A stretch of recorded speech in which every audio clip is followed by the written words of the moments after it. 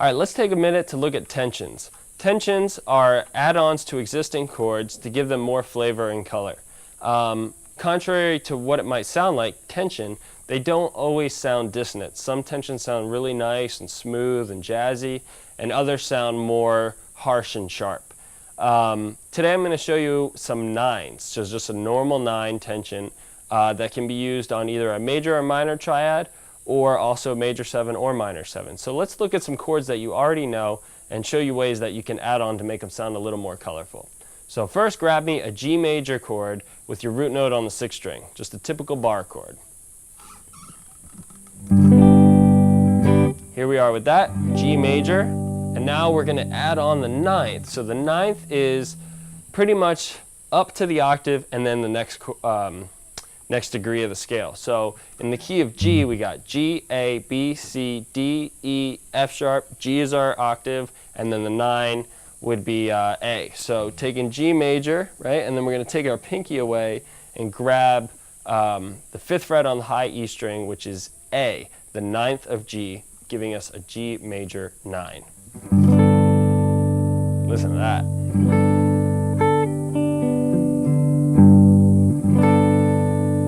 G major 9. Now if you really emphasize, I'm not really pressing down on the D string here because that would give me a note that's not in the chord. But if I do, that's an F, giving me a G dominant 7, and then I could do the 9.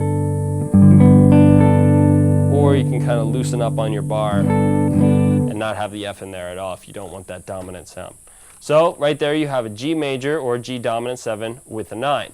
Okay, now let's do G minor. So take your typical G minor shape here, and we're going to, right, so that's your G minor. And you're going to drop the pinky, giving us a G minor 7, right, because now that F's back in there. And we're going to add the A once again because it's still the 9th of G. Check out that chord, super nice.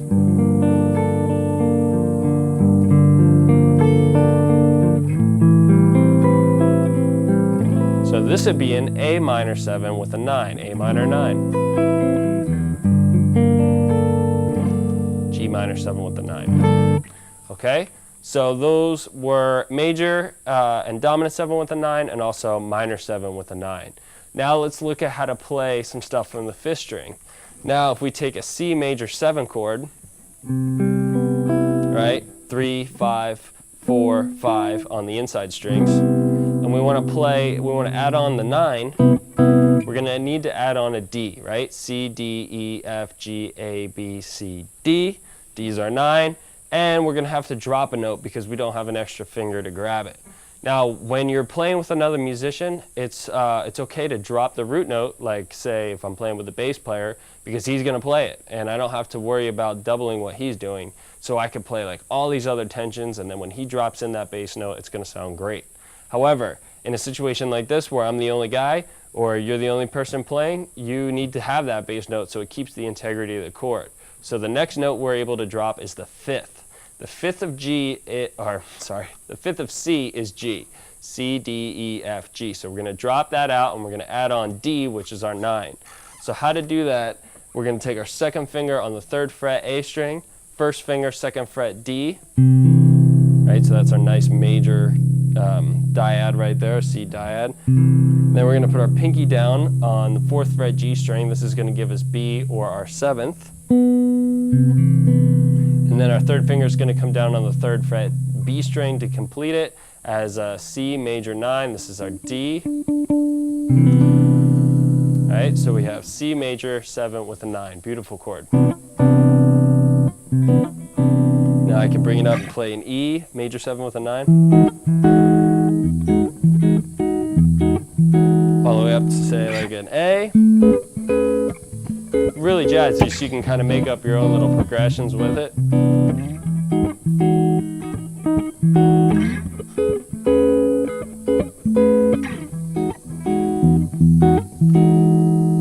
So major 7 with a 9 when our root note is on the 5th string. Okay, now let's look at the last one. Minor 7, and then we're going to add on the 9th. So our minor 7, let's do it on E. So we have E, G, B, D. Right, our normal Doobie Brothers minor 7 chord here. drop 2, and what we're going to do is, once again, we're going to have to eliminate one of the notes from the chord so we can grab that tension. The tension is going to be the 9, and in the key of E, the 9 is F sharp. Okay, so we're going to drop the 5th, which is the B, going through that minor triad, E, G, B, right? Or you can count up, say E, F, G, A, B. B's the 5th, we're dropping that, and we're going to refinger it so we can get an F sharp in there.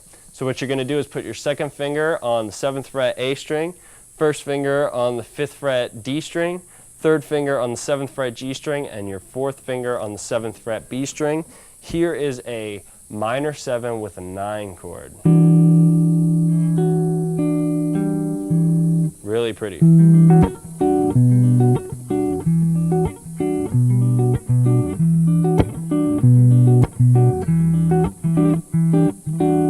Really nice chord.